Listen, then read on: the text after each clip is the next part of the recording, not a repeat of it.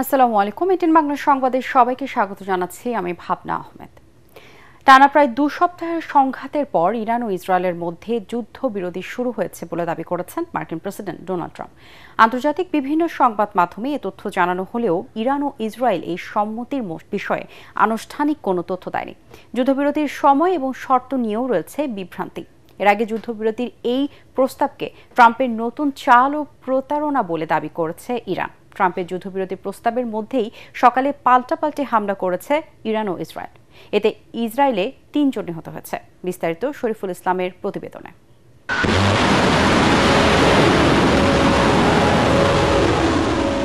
ইরানের 3টি পরমাণু স্থাপনায় মার্কিন হামলার পর এর প্রতিশোধ নিতে মধ্যপ্রাচ্যে যুক্তরাষ্ট্রের সামরিক ঘাঁটিতে হামলার হুমকি দিয়েছিল ইরান।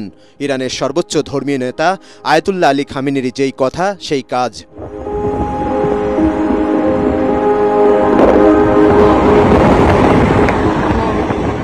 সোমবার রাতে একযোগে সিরিয়া, কাতার এবং ইরাকে মার্কিন ঘাঁটিতে হামলা চালায় ইরানের বিপ্লবী গার্ডের অ্যারোস্পেস ফোর্স। এরপরই নড়েচড়ে বসে আমেরিকা। কাতারের মধ্যস্থতায় ইরান ও ইসরায়েলের মধ্যে যুদ্ধবিরতির প্রস্তাব দেন মার্কিন প্রেসিডেন্ট ডোনাল্ড ট্রাম্প।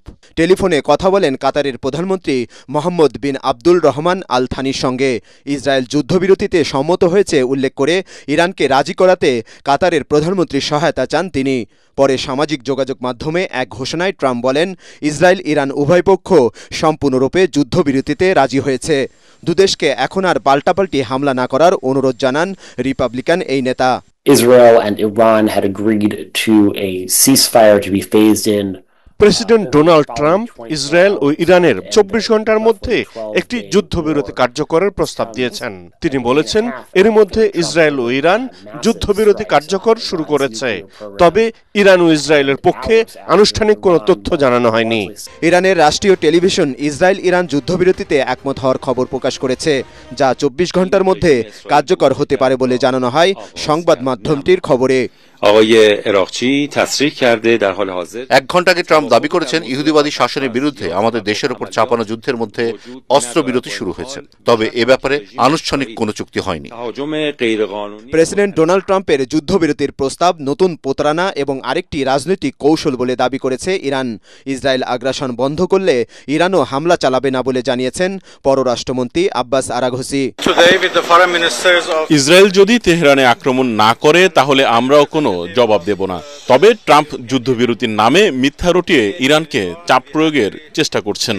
তার লক্ষ্য হচ্ছে ইরানি জনগণ ও সরকার পক্ষের মধ্যে বিভেদ সৃষ্টি করা এবং অভ্যন্তরীণ অস্থিরতা উস্কে দেয়া। ট্রাম্পের ঘোষণার পর ইরান ও ইসরায়েলকে যুদ্ধবিরতি বাস্তবায়নের আহ্বান জানান অস্ট্রেলিয়ার প্রধানমন্ত্রী।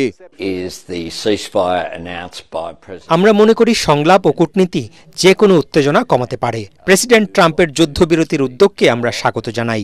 ইসরায়েল ইরানকে এটি কার্যকরের অনুরোধ জানাচ্ছি।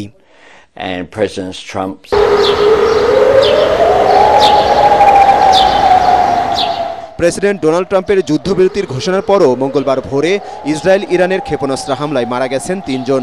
দক্ষিণ ইসরায়েলের বীরশেভা শহরে একটি আবাসিক ভবনে ইরানের ক্ষেপণাস্ত্র হামলায় ব্যাপক ক্ষয়ক্ষতি হয়। পাল্টা হামলা চালায় Israeli বাহিনীও।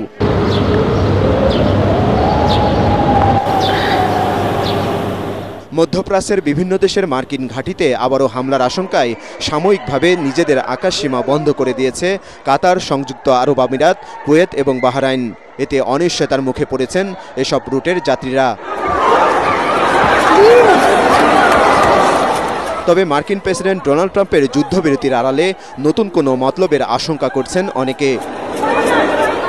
Shariful Islam, ATN Bangla. Iran ইসরায়েলে পাল্টাপাল্টি হামলার জেরে সাময়িক বন্ধ থাকার পর স্বাভাবিক হয়েছে কাতার, দুবাই, কুয়েত ও বাহরাইনের বিমান চলাচল। যাত্রীদের নিজ নিজ এয়ারলাইন্স অফিস বা ট্রাভেল এজেন্টের সঙ্গে যোগাযোগ করে ফ্লাইটের হালনাগাদ সময়সূচি জানতে বলা হয়েছে। সকালে হজরত শাহজালাল আন্তর্জাতিক বিমানবন্দর কর্তৃপক্ষ এক সংবাদ বিজ্ঞপ্তিতে এই তথ্য জানিয়েছে। বৈশ্বিক পরিস্থিতির কারণে সোমবার রাতে সাময়িকভাবে দেশগুলো তাদের আকাশসীমা বাণিজ্যিক ফ্লাইট চলাচলের জন্য বন্ধ ঘোষণা করেছিল। কোনো ধরনের মব জাস্টিসকে প্রশ্রয় দেবে না আইন শৃঙ্খলা বাহিনী। মামলা করে দোষীদের আইনের আওতায় আনার কথা জানিয়েছেন DMP commissioner Sheikh Mohammad Sajjad Ali. DMP সদর দপ্তরে সাংবাদিকদের তিনি আরও বলেন, মব নিয়ন্ত্রণে পুলিশ সদস্যদের গাফিলতি পাওয়া গেলে কঠোর ব্যবস্থা নেওয়া হবে। আমরা মব জাস্টিস অ্যালাউ করতেছি না। আমরা অনেক মামলাও নিয়ে নিছি, ইভেন আমরা গ্রেভিয়ার্ড সেকশনে মামলা নিচ্ছি, ছিনতাইয়ের মামলা বা রোবারির মামলা বা ডাকাতির ধরনের মামলাও আমরা নিয়ে নিছি। ইভেন আমার অফিসাররাও এক দুইটি ক্ষেত্রে সঠিক সিদ্ধান্ত না নেওয়ার কারণে আমি তাদেরকে সাসপেন্ড করছি। কেউ যেন কোনো অপরাধীকে ধরার জন্য না যায়, কেউ আইন হাতে তুলে নেওয়ার অধিকার রাখি না। এটা পুলিশের দায়িত্ব, পুলিশ ব্যবস্থা নিবে। আমার যেসব ব্যবস্থা নিবে না, আমি তাদের বিরুদ্ধে শাস্তিমূলক ব্যবস্থা নিব। চীন বাংলাদেশে অবাধ ও সুষ্ঠু নির্বাচন প্রত্যাশা করে বলে জানিয়েছেন দেশটির পররাষ্ট্র ও আন্তর্জাতিক বিভাগের মন্ত্রীরা। সফররত বিএনপি প্রতিনিধি দলের সাথে বৈঠকে এমন প্রত্যাশার কথা জানানো হয়।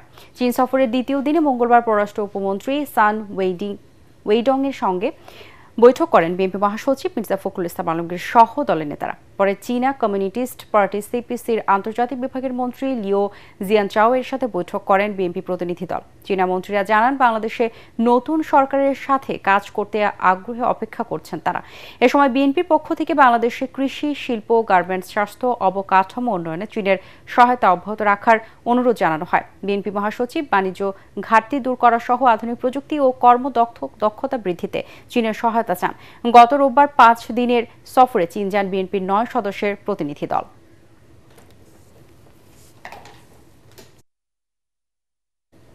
পরবর্তী সংবাদ দেখার আমন্ত্রণ জানিয়ে এখনকার মতো শেষ করছি। এটিএন বাংলার সংবাদ ইউটিউবে দেখতে ব্রাউজ করুন youtube/ATN Bangla News। ধন্যবাদ সবাইকে।